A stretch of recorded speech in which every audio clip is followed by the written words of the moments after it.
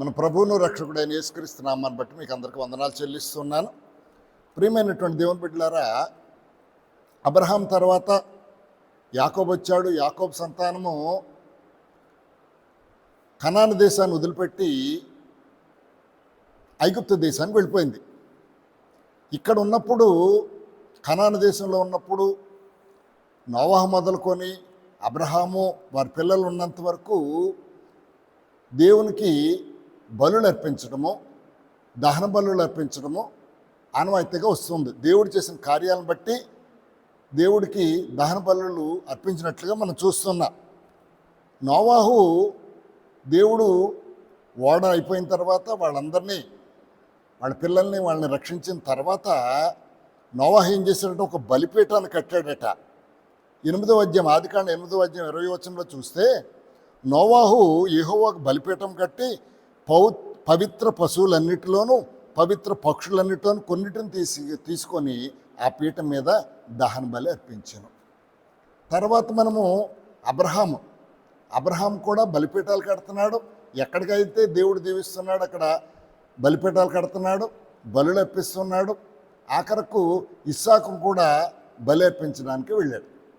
ఈ మాటలు ఎందుకు చెప్తున్నానంటే, యాకోబు తర్వాత ఆ 12 సంతానము యోసేపు తప్పించి మిగతా వాళ్ళందరూ కనాన్లో కరువు వచ్చిందని, ఐగుప్తులో బాగా సస్యంగా ఉన్నదని అక్కడి కోసం వాళ్ళు ఏమయ్యారు, ముందుగా ఆహారం కోసం వెళ్ళారు. తర్వాత ఏం చేశాడు యోసేపు, మీరందరూ ఇక్కడికి వచ్చేయండి అని చెప్పినప్పుడు వీళ్ళందరూ, యాకోబు సంతానం అంతా కూడా ఐగుప్తుకి వెళ్ళిపోయారు. అక్కడ నుంచి అక్కడ వారందరూ దేవతలకు బలులు అర్పించే వాళ్ళుగా ఉన్నారు. వాళ్ళతో కలిసిపోయి వాళ్ళ ఈ బలులు అర్పించడం మానేశారు. తర్వాత అక్కడి నుంచి మోషే వీళ్ళందరినీ తీసుకుని వస్తున్నప్పుడు వీళ్ళని మళ్ళీ మామూలుగా జనాలుగా చేయాలని ఆశపడినప్పటికీ కూడా వాళ్ళతో పాటు మిశ్రిత జనం కూడా వచ్చారట. అంటే ఐగుప్తులో ఉన్నట్టు జనం కూడా వీళ్ళతో పాటు, వీళ్ళతో వెంబడించినటువంటి వాడు వీళ్ళతో వచ్చారు. అనేకమైన పశువులు, గొర్రెలు వాటితో వచ్చారు. ఇక్కడ దేవుడు మోషేతో చెప్తున్నాడు, వీళ్ళు ఐగుప్తులో ఉండిపోయి వాళ్ళ తాలూకు ఆచారాలన్నీ గ్రహించి వాళ్ళతో వీళ్ళు కలిసిపోయారు. కాబట్టి వీళ్ళ పాపం చేయకుండా పాపాన్ని తగినట్లుగా బలులు ఏర్పాటు చేయాలని మోషేకు ఆజ్ఞ ఇచ్చాడు. మనం చూసినట్లయితే లేవీకాండంలో మనం చూస్తే, లేవీకాండం నుంచి మనం మొదలవుతుంది. ఇక్కడ ఏం చెప్తున్నాడు, 1వ అధ్యాయం 1వ వచనం చూడండి. యెహోవా మోషేని పిలిచి ప్రత్యక్ష గుడారంలోనికి అతనికి ఇలా సెలవిచ్చాను, నువ్వు ఇశ్రాయేలుతో ఇట్లనము, మీలో ఎవరైనా యెహోవాకు బలి అర్పించినప్పుడు గోవుల మందలో నుండి కానీ, గొర్రెల మందలో నుండి కానీ, మేకల మందలో నుంచి కానీ దాన్ని తీసుకురావాలను. దాన్ని దహన బలి రూపంగా అర్పించదైతే గోవులో దవ్వచ్చు, మేకల్లో దవ్వచ్చు, గొర్రెల్లో దవ్వచ్చు, పక్షుల్లో దవ్వచ్చు, నిర్దోషమైనటువంటి మగదాన్ని తీసుకురావాలి. అది బలులు ఏం చేయాలట, అక్కడ ముఖద్వారం దగ్గర తీసుకొచ్చి ఏదైతే జంతువుని బలిస్తున్నారో దాని తల మీద చేపెట్టినప్పుడు ఇతని తాలూకు పాపములన్నీ కూడా దానికి అర్పణగా వెళ్ళిపోతుంది. అంటే ఇతని పాపములను ఏమవుతుంది, ఆ గొర్రె పిల్ల లేకపోతే పశువు లేకపోతే పక్షులు, మేకలు వీటన్నిటి మీదకి వెళ్ళిపోతుంది. ఇక ఈ లేవీకాండంలో దేవుడు కొన్ని రకాలైన బలులను ఏర్పాటు చేశాడు. 1వది సమాధాన బలి. ఈ సమాధాన బలి ఏంటంటే, దేవుడు వారికి చేసిన ఉపకారాలను బట్టి కృతజ్ఞత అర్పించే దాన్ని ఏంటన్నాడు, సమాధాన బలి. దీన్ని ఇంకోటి ఏమన్నాడు, కృతజ్ఞత బలి కూడా అని అన్నాడు. ఈ బలిగా అర్పించినటువంటి దినాన్నే ఈ సమాధాన బలి ఎలా ఉంటుందంటే, ఏ పశువును, గొర్రెను, మేకను అర్పించినప్పుడు ఏ దినమైతే అర్పించాడో దాన్ని వండుకొని ఆ దినాన్ని తినేయాలి. మరుసటి రోజు వరకు మిగల్చకూడదు. ఇంకా వీటితో పాటుగా ఏం చేయాలట, పొంగని వాటిని, నూనెతో కలిపిన వాటిని, గోధుమ పిండితో పొంగని వాటిని చేసి వాటిని కూడా దేవుని సన్నిధిలో పెట్టాలట. దీన్ని ఏమన్నాడు, సమాధాన బలి. ఇక 2వదిగా, ఇలాగే మనం లేవీకాండం చదివితే తెలుస్తుంది, 2వదిగా పాప పరిహారార్థ బలి. ఇదేంటట, దీని గురించి ఏం చెప్పాడు, యెహోవా ఆజ్ఞలన్నిటిలో దేని విషయమైనను ఎవరైనాను పొరపాటున చేయరాని కార్యములు చేసి పాపి అయిన ఎడల యెహోవాకు అర్పించినదే పాప పరిహారార్థ బలి. అంటే దేవుడు కొన్ని ఆజ్ఞలు ఇచ్చాడు. ఆజ్ఞల్లో కనుక ఏది మీరొద్దని చెప్పేశాడు. ఇది మీరితే ఏమొస్తుంది? పాపం. పాపం వలన ఆజ్ఞ అతిక్రమమే పాపము. పాపం వలన వచ్చే జీతము మరణం. ఆ మరణం తప్పించుకోవడానికి ఏం చేయమన్నాడు? దేవుడు కొన్ని విధమైనటువంటి బలులను ఇచ్చాడు. ఇవన్నీ దహన బలులే కావచ్చు, కానీ మొదటి దాన్ని ఏమన్నాడు? సమాధాన బలి. రెండవది పాప పరిహారార్థ బలి. దీన్ని కూడా గోవుల్లో నుంచి కానీ, మేకల మందలోంచి కానీ, గొర్రెల మందలోంచి కానీ, పక్షుల్లోంచి కానీ ఏం చేయాలట? నిర్దోషమైనటువంటి మగదాన్ని తీసుకోవాలట. ఏ లోపం, కన్ను లోపం, కాలు లోపము, ఏ లోపం లేనటువంటి దాన్ని తీసుకుని ప్రత్యక్ష గుడారానికి ఎదురుగా వచ్చి దాన్ని తల మీద చేపెట్టి ఈ పాపాన్ని, తన పాపాన్ని, ఎప్పుడు ఈ ఆజ్ఞలు దేనేదైనా ఆజ్ఞలు మీరితే దాన్ని ఇచ్చేదాన్ని ఏంటన్నాడు? పరిహారార్థ బలి. ఇక మూడవదిగా అపరాధ పరిహారార్థ బలి. ఏంటది? అపరాధ పరిహారార్థ బలి. ఒకడు యెహోవాకు పరిశుద్ధమైన వాటి విషయంలో పొరపాటున పాపం చేసిన యెడల, దేవునికి చేసేవి కొన్ని ఉంటాయి కదా పరిశుద్ధమైనటువంటివి, వాటిలో ఏదైనా పొరపాటు పాపం చేస్తే ఆయన చేసినటువంటి పాపాన్ని బట్టి బలులు అర్పించాలి. ఆ బలికి ఏంటన్నాడు?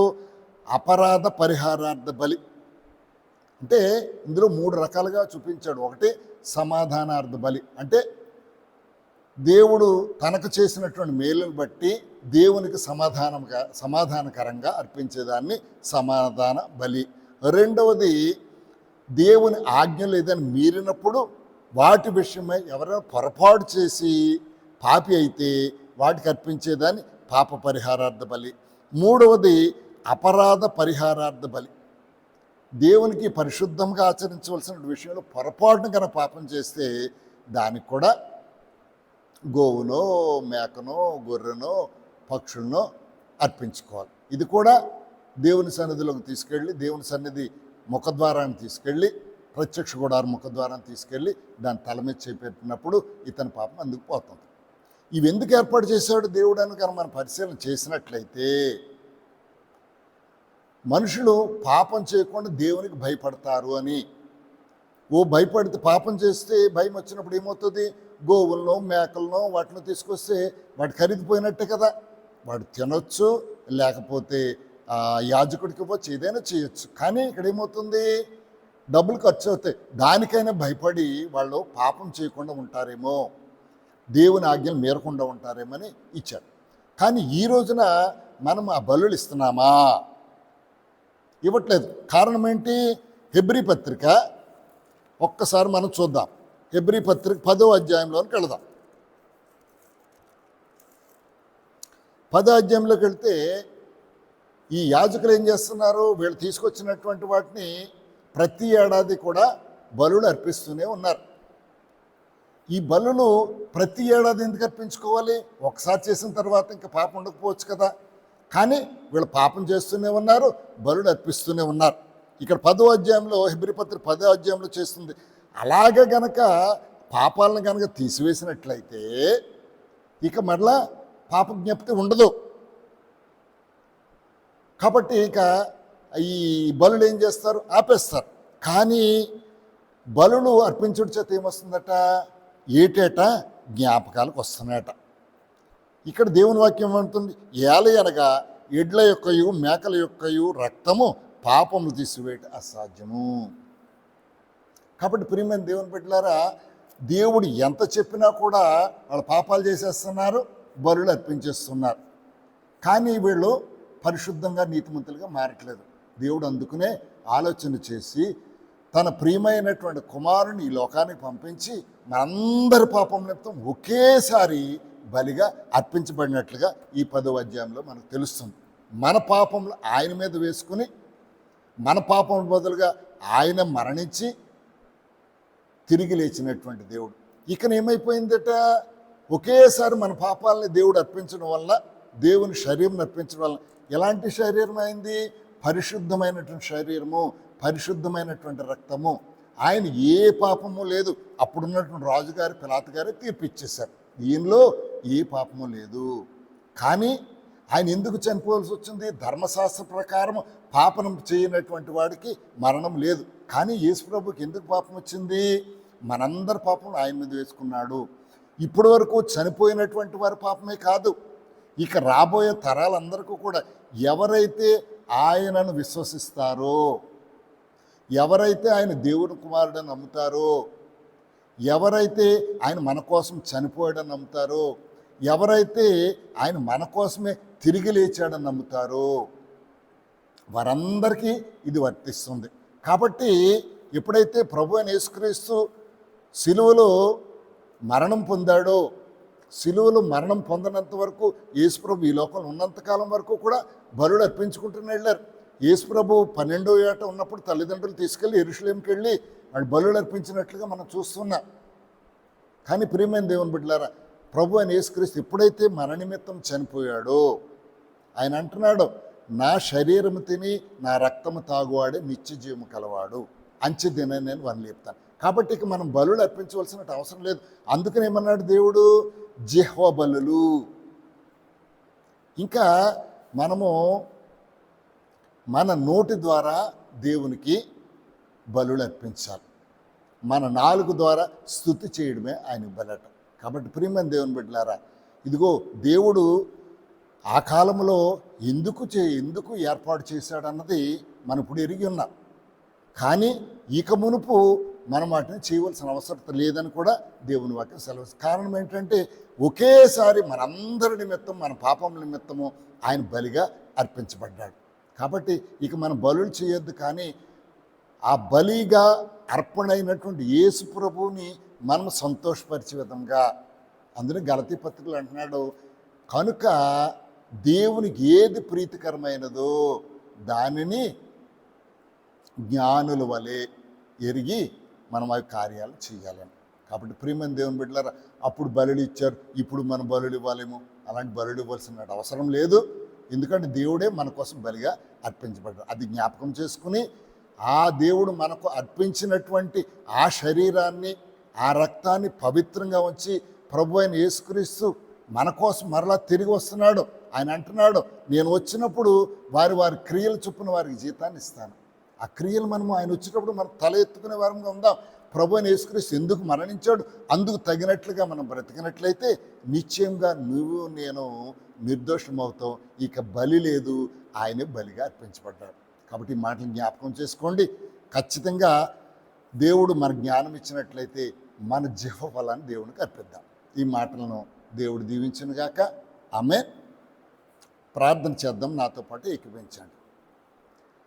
కృపా కనికరం కలిగినటువంటి మా యేసయ్య, మీ పరిశుద్ధ నామానికి వందనాలు చెల్లిస్తున్నాను ప్రభువా.